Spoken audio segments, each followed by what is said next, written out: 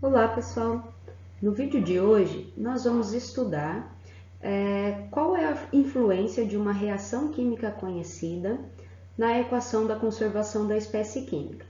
Então, o objetivo da aula de hoje ainda não vai ser obter um perfil de concentração num caso de reação química, ou seja, nós não vamos estudar as reações especificamente, mas nós queremos saber na aula de hoje como nós vamos tratar um caso de reação química trabalhando com a equação da conservação da espécie química. Pessoal, não sei se vocês já perceberam nas aulas anteriores, mas nós já abordamos algumas vezes, já falamos algumas vezes sobre esses dois tipos de reação química.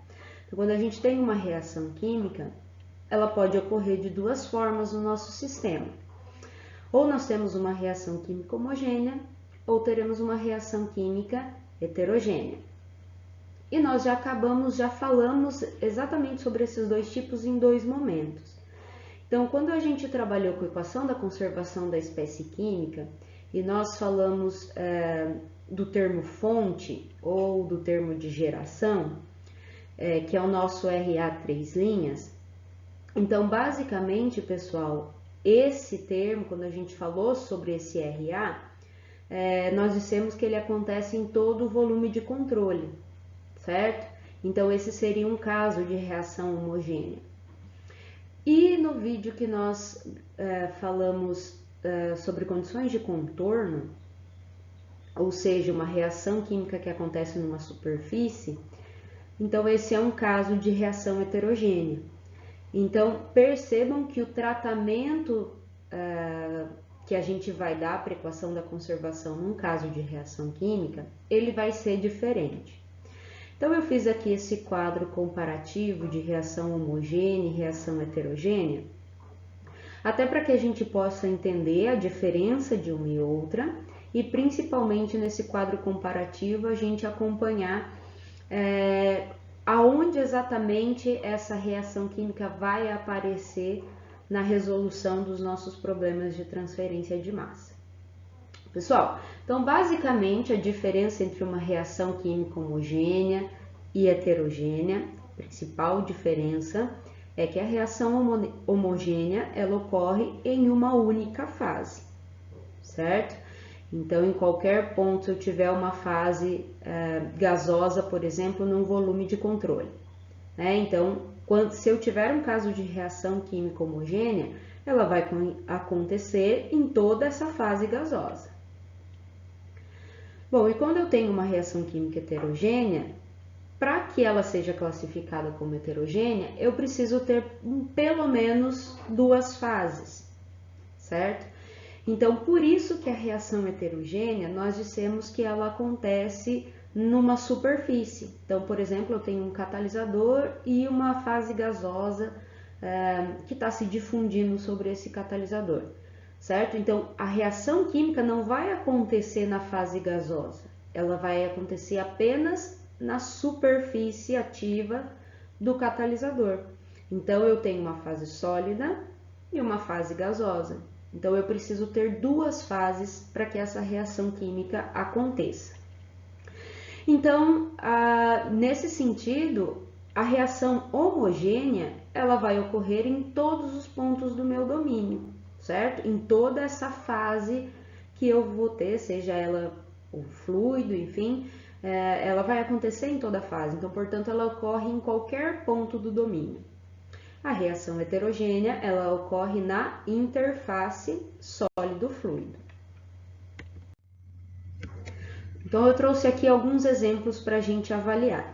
Então, vamos imaginar que eu tenho uma fase gasosa confinada aqui entre essas duas placas de altura H, distância entre as duas placas. Eu tenho A se difundindo nesta direção aqui, certo? E conforme o A vai se difundindo, ele vai se decompondo numa reação A dando B, certo? Então, é uma reação de decomposição. o A, conforme ele se difunde nesse ambiente, ele se decompõe em B, certo? Então, pessoal, vejam bem, se eu pegar esse quadradinho aqui no meu volume de controle, né, o meu domínio é toda essa altura e H aqui é a distância entre as placas, certo? Então, se eu pegar só esse pedacinho aqui do meu volume de controle, aqui eu terei reação química acontecendo, porque o A vai se difundir e ele passa por esse espaço que eu delimitei aqui. Então, aqui eu tenho reação química acontecendo.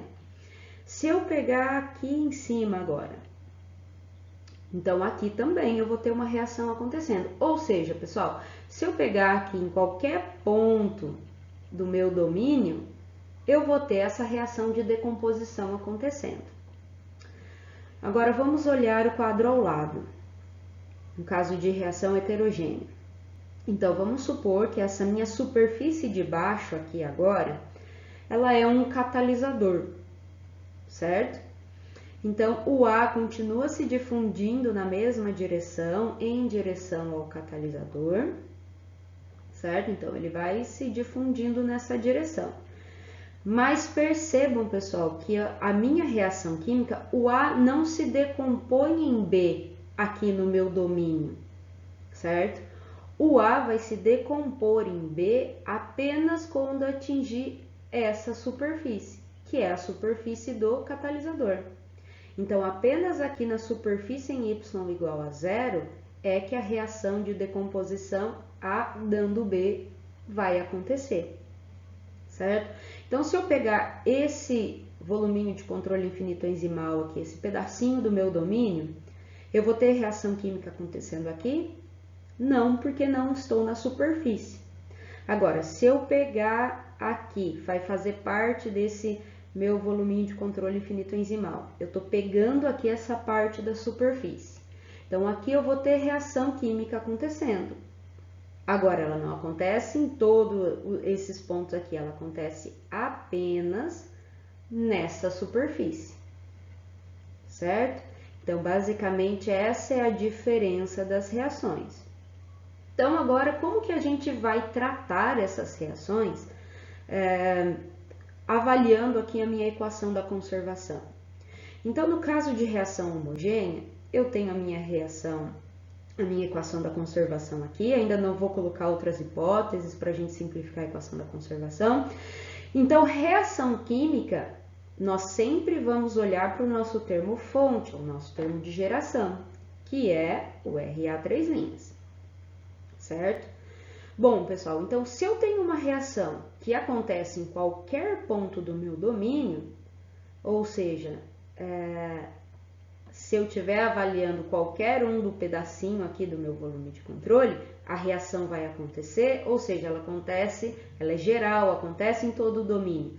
Então, eu vou representar essa reação química no meu termo Ra3'. Então, para a reação química homogênea, o Ra3' vai ser diferente de 0. Eu vou representar ele, por exemplo, para uma cinética de pseudo primeira ordem. Enfim, então vai depender de qual reação química está acontecendo aqui. Agora, um caso de reação heterogênea, a minha reação não acontece em todos os pontos do domínio, apenas na superfície. Vejam bem, essa superfície y igual a 0, aqui que é a superfície do catalisador, ela é uma fronteira do meu domínio de cálculo. Percebam que o A está se difundindo aqui na direção y, então eu tenho um fluxo unidirecional em y, né? Vamos considerar um fluxo unidirecional em y. Então, pessoal, esse fluxo aqui unidirecional até atingir a superfície do catalisador, então, se a reação vai acontecer apenas nessa fronteira em y aqui igual a 0, então eu não posso representar no meu Ra3', certo? Porque se eu disser que o meu Ra3' ele é uma cinética de pseudo primeira ordem, por exemplo, Então, significa que ela está acontecendo aqui em qualquer ponto do meu domínio, certo? E não é isso que acontece. Então, aonde que a gente representa, pessoal, a fronteira do domínio de cálculo? Na condição de contorno. Então, a minha reação química, que é a minha cinética de reação química, ela vai aparecer na condição de contorno. Então, para um caso de reação heterogênea, o meu Ra3', ele vai ser igual a zero. Claro, existe um caso aqui, pessoal, que nós vamos estudar mais para frente, que mesmo eu tendo duas fases, né, uma reação heterogênea, o meu Ra ele é diferente de zero, tá? Mas isso vai acontecer mais para frente, nós vamos discutir mais para frente, que é um sistema que a gente chama de sistema pseudo-homogêneo. Tá? Eu tenho um catalisador, mas ele aparece aqui no Ra3', tá? Tem uma difusão intrapartícula, mas a gente discute isso no futuro.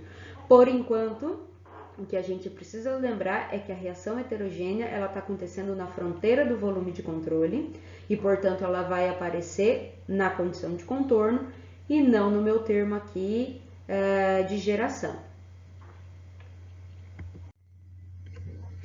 Muito bem, então vamos avaliar as condições de contorno num caso de reação química. Então, por exemplo, um dos tipos de reação de condição de contorno que pode acontecer nesse exemplo que a gente falou de reação homogênea, então lá em y igual a zero, eu posso dizer que aquela superfície ela é impermeável, certo?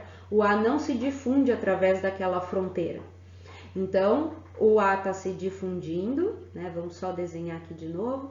Então, A está se difundindo nessa direção, o meu eixo Y está aqui, e aqui eu tenho o meu Y igual a zero, certo? Então, quando a espécie química chega aqui, ela não passa essa fronteira. Então, o fluxo cessa exatamente nessa fronteira.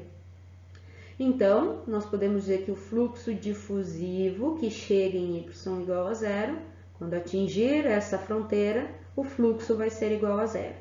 Então, esse é um tipo de condição de contorno que pode acontecer e que é comum.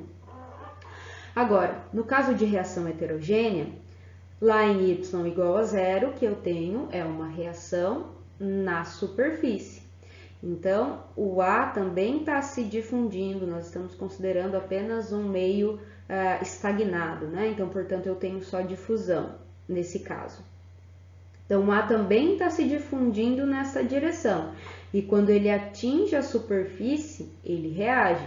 Então, eu posso, é como se a gente fizesse um balanço de massa, ou balanço da espécie química nessa superfície.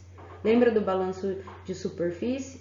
Só fenômenos superficiais vão ser importantes, né? O que entra é igual ao que sai. Então, o que está chegando nessa superfície Y igual a zero por difusão, então está aqui a minha lei de Fick, quando ela atingir a superfície Y igual a zero, vai acontecer uma reação química de decomposição de A. Então, se eu estiver avaliando a espécie química A, por exemplo, eu posso ter uma cinética de pseudo-primeira ordem, e aí, como o A está sendo consumido, esse fluxo vai ser igual a menos uma constante cinética, a concentração de A, certo? Então, a gente pode, obviamente, considerando que essa constante está relacionada com uma reação na superfície, né? Então, essa basicamente é a diferença entre a equação da conservação da espécie química e a condição de contorno num caso de reação química conhecida, ou homogênea ou heterogênea. Só uma coisa bem importante que a gente precisa conversar aqui é a contradifusão equimolar, nesse caso. Então, vocês observaram lá na nossa figura da reação heterogênea, por exemplo, que o A, então, ele estava se difundindo nessa direção, atingiu aqui a superfície do catalisador, aí atingiu essa superfície, o que acontece aqui? O A reagindo dando B. e, portanto, o B ele também vai se difundir na direção contrária, correto? Então, pessoal, a gente pode relacionar os fluxos de A, o fluxo de A e o fluxo de B por meio dessa avaliação da reação química, certo? Então, pessoal, nesse caso, como a gente pode relacionar o fluxo total de A e o fluxo total de B? Bom, estequiometria da reação, primeira coisa. Então, eu tenho um A dando um B. Então, a reação é 1 para 1. Então, a relação de fluxo entre A e B também vai ser 1 para 1, certo? E agora a direção, porque fluxo é vetorial, certo? Então, o que está acontecendo aqui? Eu estou percebendo que a difusão de A e a difusão de B estão em sentidos contrários. Então, por exemplo, eu posso dizer que o fluxo de A é menos o fluxo de B, ou o fluxo de B vai ser menos o fluxo de A, certo? Isso aqui vai nos ajudar bastante lá na hora de descrever a nossa equação de fluxo, quando a gente abre a equação do fluxo, né? Então, isso aqui vai ser bastante importante. Porque, por exemplo, a gente pode estar querendo encontrar o perfil de concentração de A, e lá no meu fluxo total vai aparecer um fluxo de B. Então, eu posso representar o fluxo de B em função do fluxo de A, tá? Mas isso vai acontecer mais para frente, nós vamos avaliar mais para frente. Vamos mudar essa estequiometria. Vamos considerar que eu tenho uma reação química 2A dando 3B. Então, agora nós também vamos precisar trabalhar com a estequiometria da reação, certo? Considerando o meio difusivo. Então, vamos avaliar aqui. Eu tenho 2A, que está resultando em 3B. Eu só coloquei as flechinhas aqui para ficar mais visual, tá? Então, vejam bem, nós sabemos, pessoal, avaliando esse problema, que o fluxo de A e o fluxo de B podem ser relacionados, certo? E que um está se difundindo na direção contrária de outro. Então, eu vou trabalhar com um sinal negativo aqui, de um lado ou de outro. Agora, como nós vamos trabalhar com a estequiometria? Então, olha só, eu tenho 2A, então eu posso dividir o fluxo de A por 2 e está resultando em 3B. Dividir o fluxo de B por 3. Ou seja, se eu quiser representar B em função de A, eu posso dizer que o meu fluxo de B vai ser menos 3 meios do fluxo de A, certo? Então, é dessa forma que a gente vai representar e trabalhar com os fluxos, com essa relação, com a contradifusão equimolar. Outra coisa importante, pessoal, que eu queria conversar com vocês, então, por exemplo, no caso de reação química, né, que eu tenho o A se difundindo na direção contrária de B, né, então vamos desenhar de novo aqui um A e o B numa reação A dando B. Então, eu estou considerando só a difusão, estou dizendo que esse meu meio aqui, pessoal, ele está estagnado. Mas vocês podem estar pensando, então, quando o reagente B, por exemplo, né, reagiu aqui na superfície de um catalisador e ele vai se difundir na direção contrária. Então, essa difusão de B na direção contrária não vai influenciar a difusão do A e, portanto, não vai provocar uma mistura e esse meio não vai deixar de ser estagnado? Então, a resposta é que sim, obviamente, conforme a difusão de B, ela interfere na difusão de A e a difusão de A interfere na difusão de B. Mas por que a gente continua dizendo que esse meio está estagnado? Então, lembram lá, pessoal, como que a gente calcula a velocidade média, então vou colocar aqui em termos molares, né? Então a gente pode ponderar e trabalhar com essa equação com relação às espécies químicas que a gente tem. Então vamos considerar que a gente tem duas espécies químicas aqui, né? Então vai ser o somatório. Deixa eu só, tô fazendo em termos molares, né? Então vou colocar em termos de concentração molar. Então vai ser Ca vezes a velocidade da espécie química A mais Cb, a velocidade da espécie química, vamos só, velocidade da espécie química B. Então, tudo isso dividido por C, certo? Ou seja, para que a gente tenha a fração molar, né? Eu posso ponderar com a fração molar. Então, Ca sobre C é YA, fração molar de A. E Cb sobre a concentração da mistura é YB, certo? Então, eu posso escrever aqui, pessoal, dessa forma, certo? Então, pessoal, lembra o que resulta isso aqui? Lá na nossa aulinha super importante de concentração, velocidades e fluxos. Então, quando a gente definiu as nossas equações de fluxo. Isso aqui lembra vocês de alguma coisa? Se vocês lembrarem, isso daqui é o fluxo total de A. Ca vezes Va é o fluxo total de A, que é o fluxo difusivo mais o fluxo convectivo. Isso daqui, ó, é o fluxo total de B, Cb vezes Vb. Então, o fluxo total de B, fluxo difusivo mais o convectivo. Então, se a gente reescrever essa equaçãozinha aqui, então, vai ser Na mais Nb, essa velocidade média aqui, que é a velocidade da mistura, no caso de eu ter convecção, escoamento de um fluido, né? Dividido por C. Então, percebam, pessoal, se a minha reação é A dando B, o meu fluxo de A vai ser igual a menos o meu fluxo de B. Ou seja, isso aqui vai ser, o Na mais Nb vai ser igual a zero.